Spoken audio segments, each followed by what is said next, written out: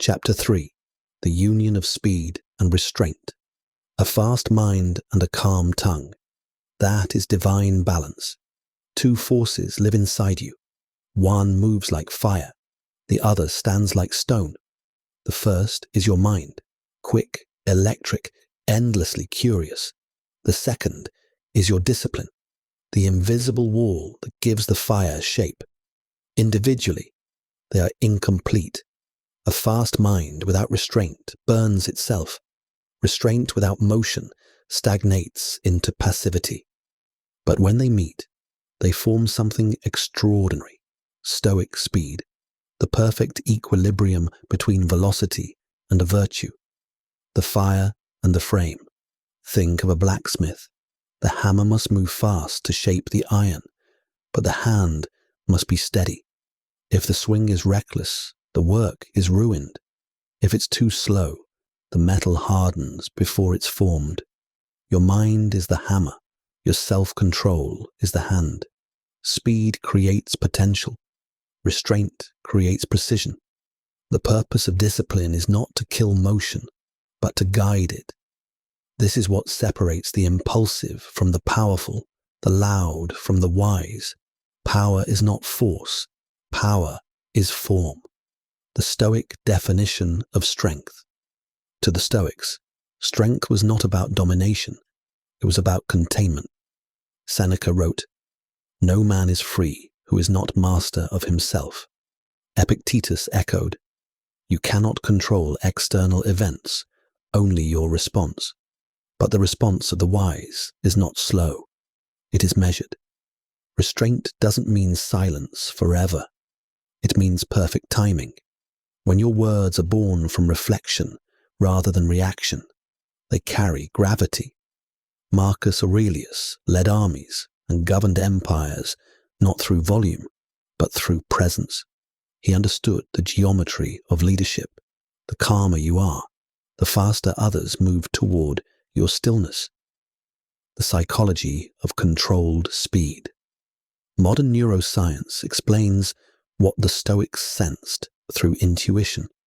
The prefrontal cortex, the seat of decision and discipline, can inhibit impulsive reactions from the amygdala in a fraction of a second. That fraction is everything. It's the space where you either react or respond, burn or build.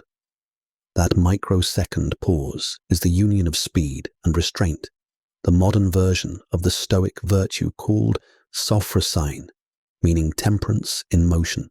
Between the lightning and the thunder lies mastery. When speed serves wisdom, speed, when controlled, becomes intuition. Restraint, when aligned, becomes strategy. Together, they form intelligent composure, the mark of enlightened action. This is why the fastest thinkers often appear calm. Their internal systems are synchronized. Their minds race, but their expression remains measured. Buddha described this as equanimity. Move swiftly, but let your heart remain still. Christ mirrored the same wisdom. Be wise as serpents and harmless as doves. Both teachings point to the same paradox. True mastery is neither aggression nor apathy. It is directed power. The dance of timing. Imagine a musician who rushes every note. The melody collapses. Imagine another who hesitates. The rhythm dies. But one who plays at full speed, guided by discipline, creates harmony. That is the Stoic artist of life. Swift in thought, deliberate in word, graceful in silence. Timing is not luck. It's awareness. Every word spoken at the right time is worth more than 1,000 said too soon. Every pause held in the right moment speaks louder than explanation. Wisdom is rhythm, not reaction. The spiritual paradox of balance. In the Bible, restraint is moral. He that keeps his tongue keeps his soul. In Buddhism, restraint is meditative. Right speech leads to peace. In Stoicism, restraint is heroic. The greatest victory is over oneself. But what unites them is this: None of these teachings glorify slowness. They glorify harmony. The goal is not to freeze the mind, but to calm the noise so speed can serve purpose. Fast thinking is divine spark. Controlled speech is divine wisdom. Together, they make the human soul radiant. Practicing the union here is a simple daily exercise, the Stoic Bridge. 1. Accelerate the mind. Read, observe, connect ideas quickly. 2. Pause the mouth. Before you speak, breathe deeply once. 3rd, release with intention. Speak only what clarifies, helps, or uplifts.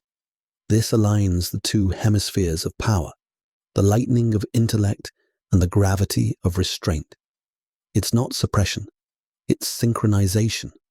When the mind and the tongue move in harmony, you create credibility, the magnetic force of the calm intelligent. Examples of union in great minds. Leonardo da Vinci thought at impossible speed, but wrote slowly and sparsely, every word a design. Marcus Aurelius faced chaos daily, but his diary reads like a whisper. Albert Einstein once said, "If you can't explain it simply, you don't understand it well enough." Simplicity is not lack of intelligence. It's proof of mastery over it. The greatest thinkers in history didn't slow their minds. They slowed their mouths. They let brilliance condense into clarity. The power equation. Let's define it simply. Speed times restraint equals power. Remove speed, and power turns into apathy. Remove restraint, and power turns into chaos. But combine them, and you get focused brilliance, the kind that moves nations, heals minds, and changes lives. The inner formula. When your mind races and your tongue waits, you experience something rare, the calm rush of awareness. It feels like energy moving inside a structure of stillness, like wind in a temple. That's when you know you've achieved the balance